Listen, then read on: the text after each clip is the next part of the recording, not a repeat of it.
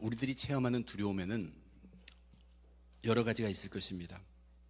미래가 걱정돼서 오는 두려움도 있고, 또 잘 익숙하지 않아서 새로운 환경에서 느끼게 된 두려움도 있습니다. 또 어떤 공포가 다가오는데 그걸 막을 힘이 없을 때 우리는 큰 두려움을 느낍니다.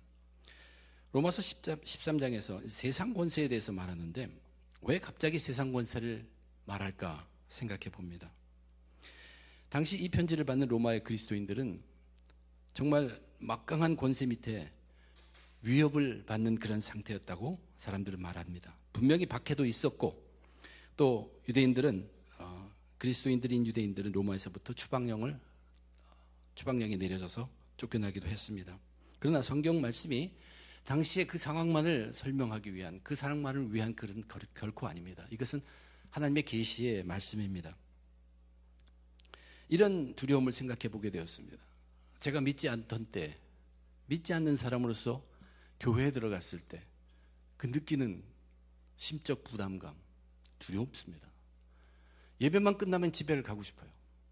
아무리 그 교회 사람들이 친절하게 대해주고 환영해주고 끌고 가서 같이 앉아주고 얘기해 준다고 하더라도 믿지 않는 사람이 처음으로 교회를 가면 세상이 다릅니다.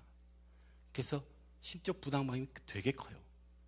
그래서 어떤 사람은 정말 예배실에서 친교실까지 내려가는데 수개월이 걸린다고 합니다. 그것을 극복하지 못해서. 친교실에 가보면 모든 사람들이 즐겁게 나누는 것 같은데 자기는 그렇지 않다고 느끼기 때문에 굉장히 두렵습니다. 오늘 로마서가 우리를 말씀을 통해서 우리에게 전해주려고 하는 것은 바로 그것의 반대의 상황을 저희들에게 알려주는 그런 이야기입니다. 우리 그리스도인들, 저와 여러분, 우리들이 구원을 받은 이유는 이 교회 안에서 이렇게 즐기라고 구원받은 게 아니란 얘기예요. 우리가 구원받은 이유는 세상에 나가기 위함입니다. 사람들은 복음을 전해야 된다 하지만 사실 우리가 여기서 구원받은 그대로 밖에 나가서 그대로 살기만 해도 복음은 전해집니다. 그런 삶이 복음의 삶이기 때문에. 그런데 우리는 정말로 믿음을 지키면서 세상에서 살려고 하면 그 세상은 믿음으로 사는 사람들, 그리스도를 위해서 준비되어 있는 그런 세상이 아니기 때문에 거기서 당연히 두려움을 느끼게 되어 있습니다. 믿음대로 살렸는데 두려움이 있다는 얘기예요. 반드시 겪게 되는 두려움이 있고 반드시 극복해야 할 두려움이 있다는 얘기입니다. 저와 여러분이 과연 이런 두려움을 갖고 사는지, 이런 두려움을 피부로 느끼면서 사는지 한번 생각해 봐야 합니다. 우리는 교회에서도 즐기지만 밖에 나가서도 그렇게 두려움 느끼지 않죠. 이유는 이 세상에 그리스도 믿는 사람들을 잘 대해줘서 느끼지 않는 게 아닙니다. 우리가 믿음의 사람임에도 불구하고 믿지 않는 삶에 굉장히 적용되어 있어요. 잘 적용되어 있어요. 기가 막히게 적용되어 있어요. 믿음의 사람으로서 이렇게 살아야 함에도 분명한데도 그러한 두려움을 회피하고 싶어서 우리는 자연스럽게 믿지 않는 사람들의 삶을 살고 있다는 얘기예요. 그래서 우리는 두려움을 피부로 느끼지 못하고 살고 있을지 모릅니다. 어떤 그리스도인들이라도 세상 권세를 피할 자는 없습니다.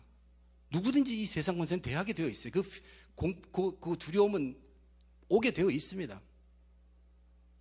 그런데 이 세상 권세는 믿는 사람들을 위한 권세가 아니기 때문에 두려움으로 다가온다는 얘기입니다.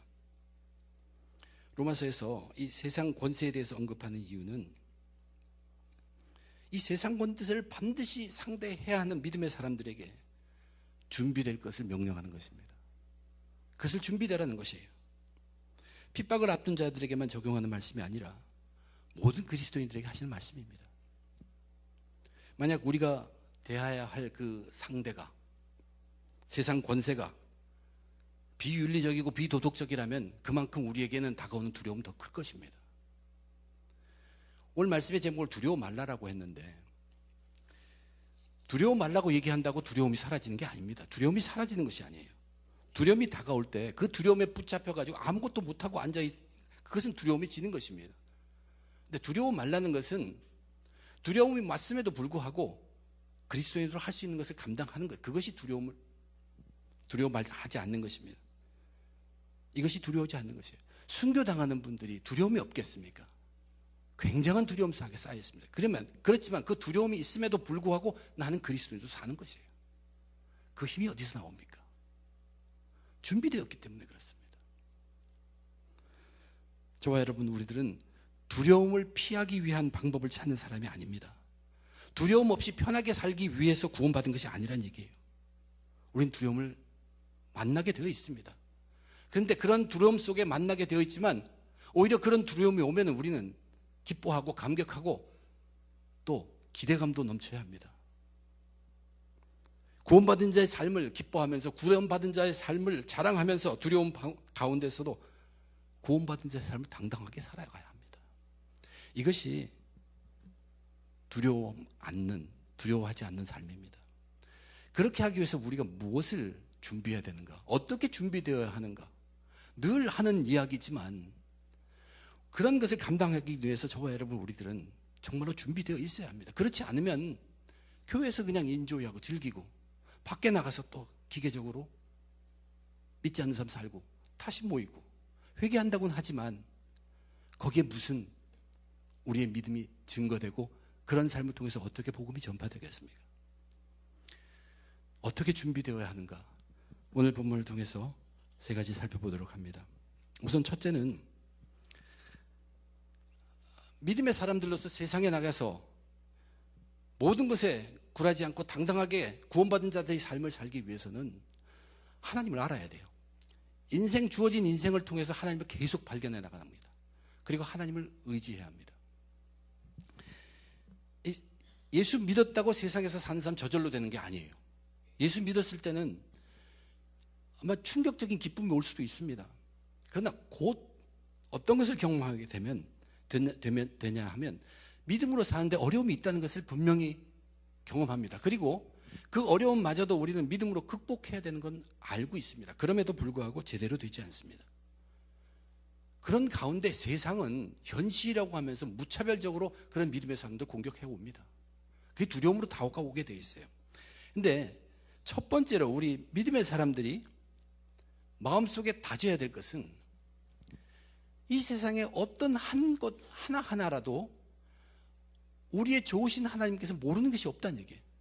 그분이 허락하지 않고는 되는 일이 없다는 것. 그 믿음을 가져야 합니다. 그것으로 무장이 되어 있어야 합니다. 하나님은 우리 다 아시고 하나님 뭐든지 할 수 있고 하나님이 안 계신 데가 없다는 것, 그것을 전지전능한 하나님, 무소부재의 하나님, 그렇게 표현들 하죠. 근데 그런 하나님을 우리 인생을 통해서 우리는 계속 발견해가는 것입니다. 알아가는 것입니다. 재발견하고 더 확신하고, 그것이 절대로 필요하다는 얘기예요.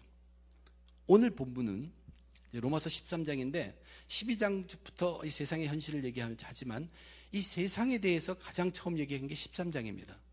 그 13장의 1절, 그것이 이렇게 얘기하고 있어요. 각 사람은 위에 있는 권세들에게 복종하라.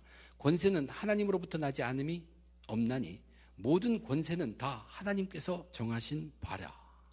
하나님이 다 정하셨다니. 어떤 권세라도, 바른 권세든 틀린 권세든 말도 안 되는 권세들일지라도 하나님이 다 정하셨다. 이게 무슨 뜻입니까? 복종을 강조하기보다는 하나님이 다 알고 계시다는 얘기예요. 그러한 권세라는 거 하나님이 다 알고 계시다는 얘기예요. 근데 그 하나님을 우리가 그러한 전능하신 하나님, 좋으신 하나님, 또 전지의 하나님, 무소부재의 하나님, 저는 이것을 통틀어서 좋으신 하나님이라고 표현합니다. 그 전지한 것, 전능한 것, 무소부재한 것, 좋다라는 말이 가장 좋아요. 전체를 다 표현하는 것. 그 좋으신 하나님은 그 권세가 바른 권세인지 그 권세가 엉터리 권세인지 모르실 리가 없고 아신다는 그 얘기입니다. 그러므로 우리가 하나님을 계속 알고 그분을 교제하고 있는 동안 거기에 우리가 복종해도 아무 탈 없다는 얘기예요. 그분이 알아서 책임져 주신다는 얘기입니다. 하나님의 좋으심을 믿으니까 그 앞에 내가 생각하기엔 부당한 권세가 주어졌는데 그것을 놓고 내가 아는 하나님께 묻고 기도하고 교제하고 그런 가운데 하나님께서 길을 여신다는 얘기예요. 책임져 주신다는 얘기예요. 부당한 권세 앞에 그것 때문에 하나님께 매달린 자에게 하나님이 왜 길을 열지 않겠습니까? 여기에서 우리가 생각해 볼 인물이 다윗입니다. 흔히 다윗을 얘기를 하는데 다윗이 사울 왕을 죽일 수 있는 기회가 주어졌지만 그 권세도 하나님이 주신 권세를 믿기 때문에 자기 손으로 죽이지 않았다 하는 것을 예로 들지만 그것 외에 더 큰 것이 있습니다. 다윗이 도망다니고 다니는 것이에요. 도망다니는 그것을 생각해 볼 필요가 있습니다. 다윗은 아무리 도망다니면서라도 한 번도 미치광이처럼 자기를 죽이려고 찾는 사울의 왕권을 부정하지는 않습니다. 그 왕권에 대들지는 않는다는 것입니다. 왕권에 대항하지 않습니다. 그렇다면 그가 온전히 복종하려면 사울 왕 앞에 가서 사울 왕 뜻이 자기를 죽이는 것이니까 그 앞에 손수 찾아가서 목을 내놓아야 합니까? 이것이 복종하라는 것인가? 다윗의 경우는 특별한 것은 있지만 다윗은 도망을 갑니다. 근데 다윗은 도망가는 동안 무엇을 합니까? 수도 없이 하나님께 매달립니다. 시편에 있는 모든 기록들이, 가득한 기록들이 바로 그때의 기도들이에요. 쫓겨다닐 때 수도 없이 많은 기도를 하나님께 올리고 응답을 받습니다. 그렇게 쫓겨다니는 가운데 사울 왕을 자기 손으로 직접 처리할 수 있는 기회까지 옵니다. 그러나 그때 명확하게 이렇게 얘기하죠. 그것은 하나님이 정하신 권세라는 것을 뚜렷하게 알기 때문에 절대 손을 대지 않습니다. 내가 손을 들어 여호와의 기름 부음 받은 자를 내 줄을 치는 것은 여호와께서 금하시는 것이니 그는 여호와의 기름 부음을 받은 자가 됨이니라. 나는 내 손을 들어 내 줄을 해하지 아니하리니 그는 여호와의 기름 부음을 받은 자이기 때문이라. 분명히 하나님이 정하신 권세이기 때문에 거기에는 자기가 대항하지 않는다는 것이에요. 이것을 보면은 다윗은 사울과 대결하지 않았습니다. 사울과 대결하지 않았어요. 대결할 수가 없었습니다. 다윗은 철저하게 하나님과 교제했다는 얘기예요. 그의 도망한 것은 사울의 왕권에 불복종한 것이라기보다는 하나님과 교제의 시간을 나눈 것입니다. 하나님께 복종하는 시간이었어요. 두려워할 자를 찾았고 두려워했고, 존경할 자를 찾았고 존경했던 그것입니다. 그 교제 시간을 통해서 다윗이 한 것이 무엇입니까? 하나님을 계속 발견해가는 것이에요. 우리의 인생의 믿음의 사람들이 계속 해야 될 것처럼 계속 발견하고 또 발견하고 더 깊이 알아가고 더 새롭게 체험하고 하나님에 대한 확신이 점점 더 커져갔습니다. 하나님이 왜 그렇게 했습니까? 그를 이스라엘의 왕으로, 하나님 나라의 왕으로 쓰셔야 하기 때문에 빚으신 것이에요. 그 기회를 주신 것이에요. 이것이 하나님의 선하심의 계획입니다. 악함이 있지만, 사울 왕의 악함이 있겠지만 하나님은 그 선하신 계획을 이루시기 위해서 다 이끌고 가신다는 얘기예요. 다윗 왕은 하나님이 기뻐하신 왕이 되었습니다. 하나님은 이렇게 다윗을 준비하신 것입니다. 그렇다면 제가 하는 말이 비합리적인 권세 앞에 일단 불복종하고 기도하라는 뜻인가? 그렇지 않습니다. 또 무조건 복종하라는 것이 그것도 아닙니다. 요점은 그게 아니라는 것이에요. 우리에게 더 중요한 것은 우리의 그 좋으신 하나님을, 인생을 두고 발견해 가야 한다는 얘기입니다. 전지전능한 하나님, 무소부재의 하나님을 우리의 삶을 통해서 여정 하나님께서 허락하신 기회까지 끝까지 알아가는 것이에요. 그 점점 더 의지해 가는 것입니다. 이것이 오늘 본문 마지막 절에 말하는 두려워할 자를 두려워하는 것이고 존경할 자를 존경하는 삶의 모습입니다. 하나님은 아무리 보잘것없는 권세일지라도 다 알고 계시고 그런 좋으신 하나님입니다. 이 좋으신 하나님을 우리가 그렇게 좋으심으로 알고 확신하게 되면 어떤 권세든 복종할 수 있습니다. 왜냐하면 나도 알고 내가 아는 만큼 하는 걸 하나님이 좋으신 하나님이 아시고 하나님이 그 권세가 어떤 권세인가 아시는데 왜 그냥 두시겠습니까? 책임지신다는 얘기입니다. 비록 나는 두려워도 거기엔 반드시 선한 결과가 있다는 얘기입니다. 복종하기 어려울 때가 얼마나 많습니까? 그러나 그 권세와 다투라고 하지는 않습니다. 그 권세와 다투면 하나님이 그 권세를 만약 부여한 것이다. 그러면 하나님께 대항하는 것이 되지요. 그래서 그 권세와 다투기보다는 하나님께 묻는 것이 이 권세를 통해서 내가 모르는 하나님의 계획이 있다면 알게 해달라는 것이죠. 그래서 복종할 수 있도록 하나님께서 인도해 주십니다. 또 한 분은 우리는 예수님을 생각해 볼 수 있어요. 예수님은 엄청난 권세를 지닌 하나님의 아들임에도 불구하고 하찮은 인간의 그 권세에 복종한 사람입니다. 그 권세가 하늘에서 온 것임을 인정하고 복종하신 분이 예수님입니다. 빌라도 앞에서 이렇게 얘기합니다. 위에서 주지 아니하셨더라면 나를 해야 할 권한이 내게는 없었으리라. 예수 그리스도는 이미 하나님의 계획과 그 뜻을, 선한 뜻을 다 아시는 하나님의 아들이 하신 증거입니다.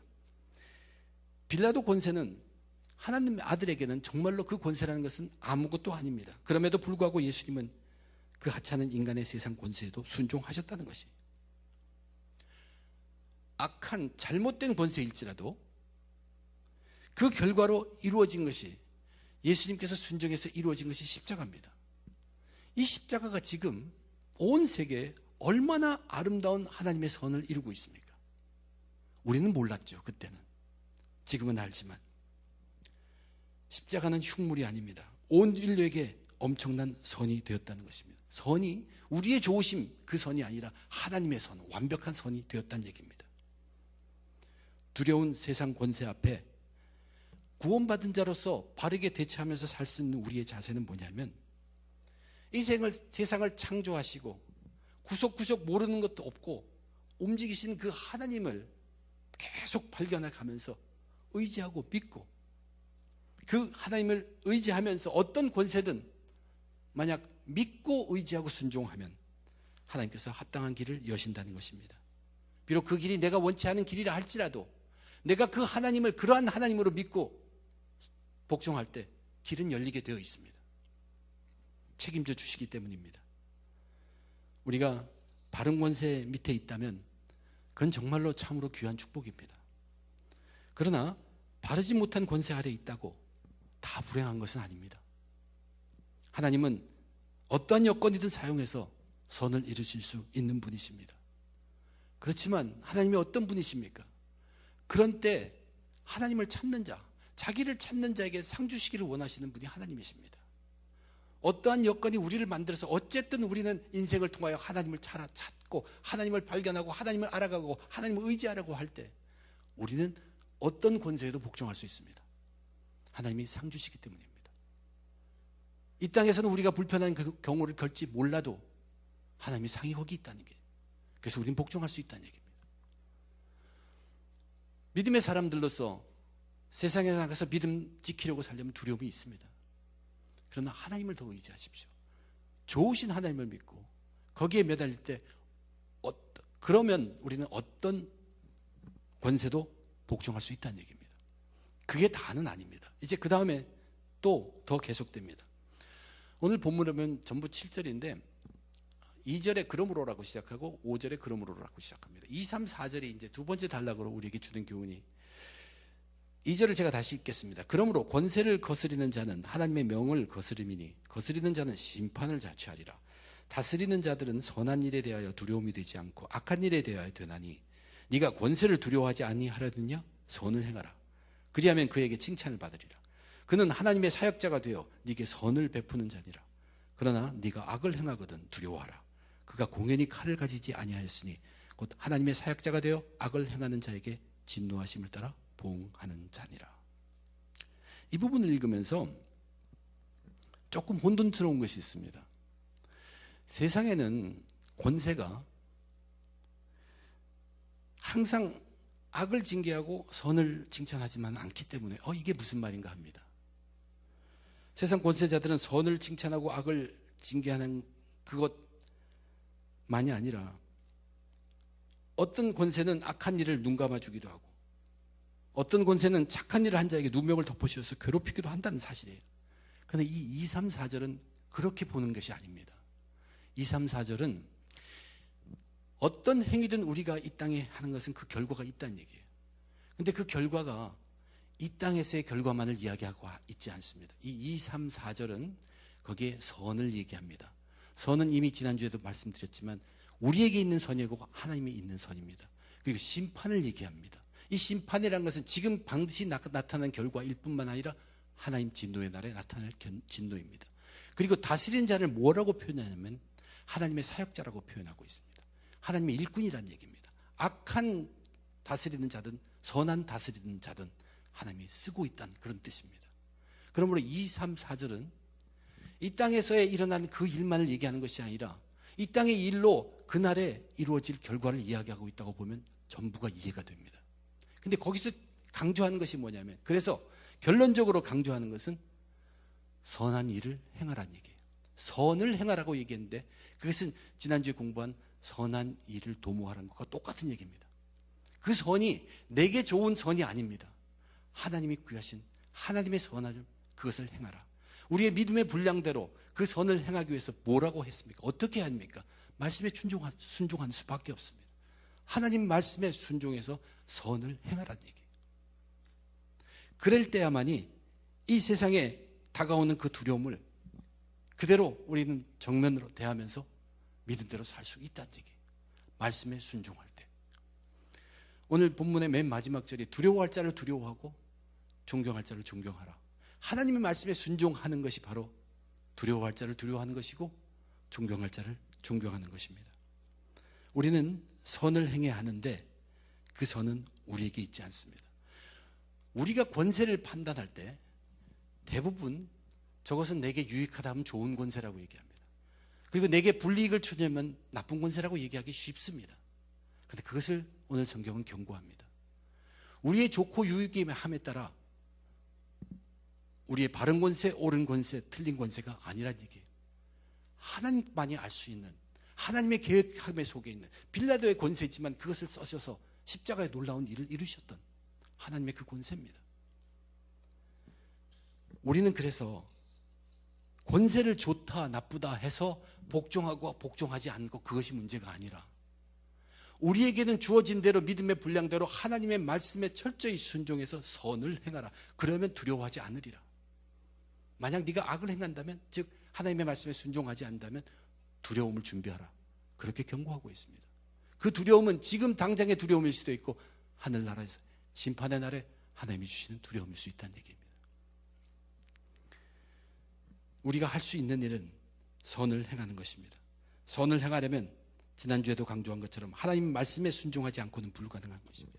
말씀의 순종이 바로 두려워할 자를 두려워하고 존경할 자를 존경하는 것입니다. 불의한 세상 권세에 대항하여 도전하기보다는, 그래서 자칫 하나님께 거스르기보다는 우리가 할 수 있는 하나님의 말씀에 순종함으로 선을 도모하고 선한 일을 하는 것입니다. 그러면 우리의 좋으신 하나님께서 그런 자도 책임져 주십니다. 이제 마지막으로 한 가지가 더 있습니다. 구원을 얻은 자로서 교회 바깥에 나가서도 믿음대로 살면서 당당하기 위해서, 두려움이 있지만 그 속에서도 당당한 구원의 삶으로 복음을 전파하기 위해서는 우리에게 필요한 것은 하나님의 영으로 거듭나는 것입니다. 그래서 오늘 본문에서 이제 5절에서부터 다시 그러므로 하면서 세 번째 단락을 시작합니다. 모든 권세는 하나님이 정하셨기 때문에 하나님은 다 아시고, 또 모든 권세는 하나님이 정하신 것이기 때문에 다 복종해야 합니다. 그것에 복종하지 않으면 하나님이 심판을 기억하라고 하죠. 그런데 그러한 심판이 무서워서 할 수 없이 복종하는 것, 그것이 아니라 너희 양심이 이끄는 대로 세상 권세에 복종하라고 5절에서 말합니다. 양심이 굉장히 중요한 이야기입니다. 성경에서 양심을 이야기할 때는 진실, 진정을 이야기합니다. 솔직함을 말하는 것입니다. 그러면서 세금에 대한 예를 들고 있죠. 세금을 바치는 것은 무슨 뜻인가를 이야기하고 있습니다. 일꾼에게 대가를 지불하는 것입니다. 악한 권세자든 바른 권세자든 전부 하나님의 사역자라고 얘기했어요. 하나님이 너희들을 위해서 쓰시는 일꾼들이니까 너희들이 지불하는 것이 마땅하다는 뜻입니다. 양심을 얘기하고 세금을 얘기한 것은 마땅함과 진실됨, 진정함을 우리들에게 깨우쳐 주는 것이에요. 그러면서 마지막 7절에 이렇게 우리를 이끌어가고 있습니다. 모든 자에게 줄 것을 주되 조세를 받을 자에게 조세를 바치고 마땅히 바쳐야 되고 정직하게 바쳐야 된다. 관세를 받을 자에게 관세를 바치고 마땅히 바쳐야 되고 정직하게 바쳐야 한다. 그리고 두려워할 자를 두려워하며 마땅히 두려워하고 정직하게 두려워해야 한다. 존경할 자를 존경하라. 마땅히 존경해야 되고 또 정직하게 존경해야 한다. 이 말씀은 너희들을 위하여 사역자들을 보내시는 그 하나님을 바라볼 수 있도록 우리를 이끄는 말씀입니다. 그 위에 계시는 권세자들, 두려워할 자를 두려워하며 존경할 자를 존경하라, 이 말씀을 통해서 하나님을 향한 인간의 마땅한 도리를 다시 한번 일깨워 주는 것이에요. 하나님을 향한 우리의 인간의 도리를 감당할 수 있도록 하나님께서 모든 인간에게 주신 것이 있습니다. 그것이 바로 양심입니다. 어느 한 사람 한 사람에게도 양심을 주셔서 우리를 지으신 하나님을 바라볼 수 있도록 양심을 다 주셨어요. 그런데 안타깝게도 우리는 다 죄로 물들었어요. 죄에 젖어버렸어요. 그래서 그 양심이 화인을 맞았다고 합니다. 낙인을 찍혔다고 하는 것이 양심이 마비된 것입니다. 양심이 손상된 것이에요. 죄인된 인간의 양심이 회복되어야 합니다. 이 우리의 망가진 거짓된 것으로 바꿔버린 이 양심이 회복되기 위해서 우리에게 필요한 것이 우리는 거듭나야 합니다. 성령으로 거듭나야 합니다. 우리 속에 있는 그 양심이 우리의 성령이 찾아와서 함께 하실 때 회복함이 일어난다는 거죠. 그때야 우리는 하나님을 바라볼 수 있고 바로 바라볼 수 있습니다. 사도 바울이 이 로마서 9장을 쓰면서 거기에서 자기의 진심을 얘기하고 자기의 애통하며 살아가는 자기 동족을 살아가는 마음을 표현할 때 이런 표현을 씁니다. 내 양심이 성령 안에서 나와 더불어 증언한다. 내 양심은 죄인된 양심이라서 상한 양심일지 몰라도 성령이 들어왔기 때문에 이제는 진심으로 진실된 마음으로 내가 너희들에게 증언한다. 그렇게 이야기하고 있다는 얘기입니다. 우리가 성령으로 거듭나 회복된 선한 양심을 가질 때 그때야 비로소 이제 하나님이 보이기 시작하고 하나님을 하나님으로 경외할 수 있고 하나님을 하나님으로 두려워할 수 있다는 얘기입니다. 바리새인들이 예수님 앞에 와서 이런 질문을 합니다. 가이사에게 세금을 바쳐야 합니까? 바치지 말아야 합니까? 그들은 양심이 주어졌는데 그 양심으로 하나님을 바라보지 못합니다. 죄인이기 때문에 바라볼 수가 없었습니다. 그때 하나님을 바라보고 있는 예수님께서 뭐라고 얘기합니까? 가이사의 건 가이사에게 바치고 하나님 것은 하나님 것을 바치라고 얘기합니다. 우리의 양심이 성령으로 거듭나서 성령 안에 거하게 될 때 그때야 비로소 하나님께서 나를 보라고 심어주신 모든 양심들이 회복돼서 바르게 볼 수 있게 된다는 얘기입니다. 그래서 세상 권세에 나가서 믿음으로 살기 위해서 거기에서도 두려움이 있지만 그 속에서도 믿음의 사람으로서 구원받은 자로서 살기 위해서는 우리는 우리의 양심이 회복되어야 합니다. 그러기 위해서는 우리는 성령으로 거듭나야 한다는 얘기입니다. 우리는 세상의 권세에 복종하는 모든 이유가 바로 하나님 때문을 알게 되었습니다. 그리고 권세 중의 권세는 하나님께 있다는 것을 또한 알게 됐습니다. 그러므로 이 두려워할 자를 두려워하며 존경할 자를 존경하라는 것은 오늘 말씀의 본문의 첫 절 그 시작으로 다시 돌아가게 합니다.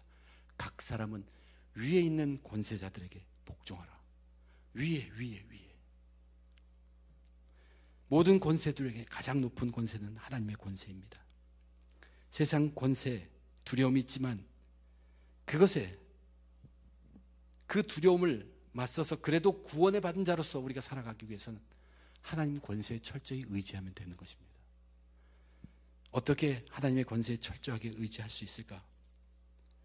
믿음의 사람들은 어떤 권세 앞에서라도 그것으로 대항하고 그것의 약점을 찾고 투쟁하고 따지고 싸우기에 앞서서 하나님을 먼저 온전히 알아가고 진심으로 알아가고 의지해야 합니다. 또한 하나님의 말씀에 순종하여서 선을 행해야 합니다. 그리고 하나님의 영으로 거듭나는 것입니다. 하나님을 의지하고 하나님을 알고 하나님을 의지하고 하나님 말씀에 순종하고 하나님 영으로 거듭나고 모두가 다 이 하나님의 말씀, 하나님의 영, 이것이 바로 우리가 두려워할 것들이고 우리가 존경해야 할 것들입니다. 경외해야 할 것들입니다. 그렇게 한다면 어떤 권세도 전부 다 하신 하나님께서 그런 자에게 길을 여시고 책임을 져 주십니다. 세상을 믿음으로 사는 것 쉽지 않습니다. 그러나 그 두려움이 있다고 그것을 회피하는 방법으로 기술적으로 믿음 슬쩍 내려놓고 살 것이 아닙니다. 우리는 그 가운데 두려움이 있지만 구원받은 자로 살 수 있다는 얘기. 그렇게 하려면 하나님께 매달려야 합니다. 큰 권세에 의지해야 합니다. 기쁨과 담대함 가지고 그러한 두려움이 올 때는 우리에게 기회이고 찬스입니다. 하나님이 우리를 쓰셔서 복음을 전파하는 기회라고 볼 수 있습니다. 기대감을 가지고 더욱 하나님을 의지하고 하나님 말씀에 더욱 순종하고 성령의 인도에 맡기면서 두려움과 저항에서 구원받는 자의 삶을 살아가는 것입니다. 그러한 복된 구원받는 자의 삶 사시기를 주님의 이름으로 축원드립니다. 기도하겠습니다. 하나님,